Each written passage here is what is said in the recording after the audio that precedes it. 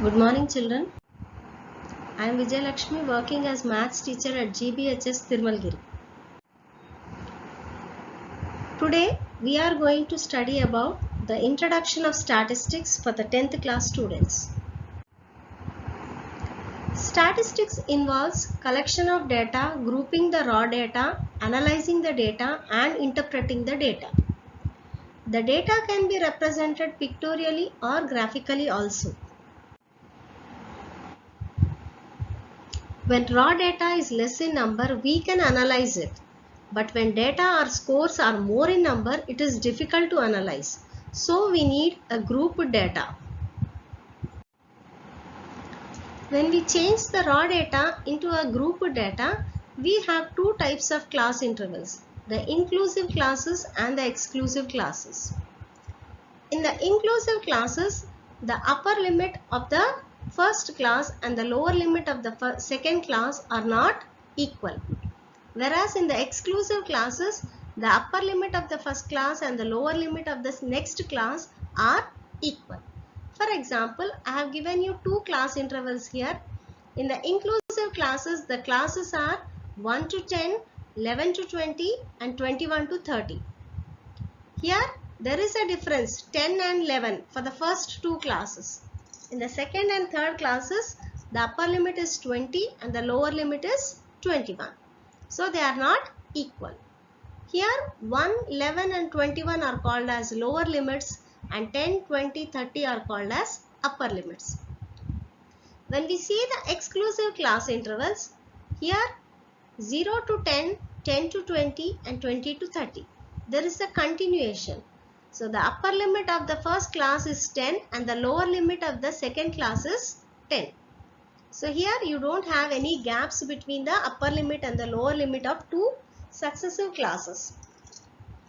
The lower limits in the exclusive classes are 0, 10 and 20 and the upper limits are 10, 20 and 30.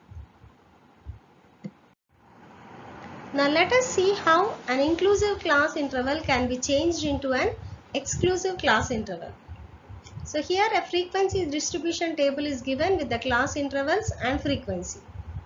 We see that the class intervals are inclusive classes. We have to change these inclusive classes to an exclusive class interval. For this, we subtract 0.5 from the lower limits and add 0.5 onto the upper limits. So here the class intervals become 0.5 to 10.5, 10.5 to 20.5 and 20.5 to 30.5. So here when we see both the class intervals, here the limits and the boundaries are different. So the limits are, the lower limits 1, 11, 21 and the upper limits are 10, 20, 30. Whereas the boundaries, the lower boundaries 0.5, 10.5 and 20.5 and the upper boundaries are 10.5, 20.5 and 30.5. Coming to the mid values of the class interval, it is nothing but the average of the lower limit and upper limit of that given class. Here the class intervals I have taken as 1 to 10, 11 to 20 and 21 to 30. So the mid values will be 1 plus 10 by 2, 11 plus 20 by 2, 21 plus 30 by 2. So that is nothing but 11 by 2, 31 by 2 and 51 by 2. So the average will be 5.5, 15.5, 25.5. Next comes the length or the width of the class. It is the difference between the upper boundary and the lower boundary of the given class. So while calculating the mid values, we need not take the boundaries, but while calculating the length or width of the class, we consider only the boundaries. So here it is an inclusive classes, so we are changing it to an exclusive classes. So your boundaries become 0.5 to 10.5, 10.5 to 20.5 and 20.5 to 30.5. And the class width will be 10.5 minus 0.5, that is equal to 10. The progressive total of frequencies from the first class to the upper boundaries of a particular class is called as the less than cumulative frequency. The progressive sum of frequencies for the last class to the lower boundary of the given class is called as the greater than cumulative frequency. Now let us see how to calculate the less than cumulative frequency with an example. Here in the frequency distribution table, the class intervals and the frequencies are given. So LCF is the sum of the frequencies from the first class, that is 0 to 10, to the given upper boundary of the class. So for the first class it is 4. Now coming from the second class, that is 0 to 10 to the upper boundary 20. So here LCF will be 4 plus 7, that is 11. Then the LCF from 0 to 10 to the upper boundary 30, that will be 4 plus 7 plus 12, that is 23.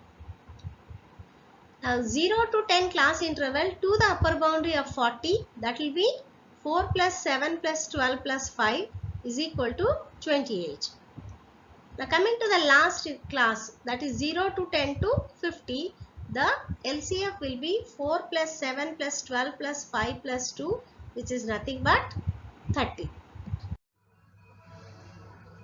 Similarly, for the greater than cumulative frequencies, we are given class intervals and frequencies, and we calculate the GCF from the bottom, that is from the lowermost class to the next class lower boundary. So for the first class it will be 2. So from 40 to 50 to the lower boundary 30, it will be 2 plus 5. And from the class 40 to 50 to the lower boundary 20, it will be 2 plus 5 plus 12. Similarly, up to the fourth class interval, it will be 2 plus 5 plus 12 plus 7. Up to the topmost class, it will be 2 plus 5 plus 12 plus 7 plus 4, which is nothing but 30. So your GCF will be calculated from the bottom, whereas the LCF will be calculated from the top. There are three measures of central tendency. We have studied in the earlier classes about them. They are the mean, median and mode. So mean is the average of the scores. Mean is nothing but sum of the observations by the number of observations. So let us see one example. Find the mean of the scores 4, 6, 8, 2 and 5. So mean is equal to sum of observation by number of observation. So sum of observation is 4 plus 6 plus 8 plus 2 plus 5. And the number of observations, that is there are 5 scores. So number of observations is 5. So 4 plus 6 plus 8 plus 2 plus 5 divided by 5. That is nothing but 25 by 5. That is nothing but 5. The second measure of central tendency is mode, and mode is the most frequently occurring score. For example, find the mode of the scores 2, 3, 4, 2, 5, 2, 6, 7, 2, 8, 2, 4. Coming to the solution, when we observe the scores given, it is found that 2 is the most frequently occurring score. So 2 is the mode of the given score. Sometimes you may have two numbers or two scores which are repeated more frequently. Then we say that there are two modes for the scores. The third measure of central tendency is median. It is the middlemost score when they are arranged in ascending order or descending order. If the number of scores is even, then the average of the two middle terms is the median. If the number of scores is odd, then the middlemost number will be the median of the scores. Suppose n is the even number of scores, then the median will be the average of n by 2th term and n by 2 plus 1th term. For example, find the median of 6, 4, 7, 3, 9, 4, 5. So as we know that the median is the middlemost score when they are arranged in ascending order. So we first write the scores in the ascending order.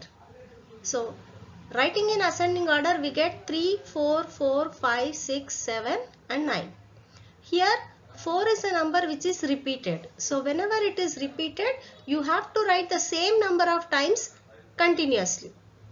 So when we observe these scores, it is easily understood that 5 is the middlemost number. So the median of the given scores is 5.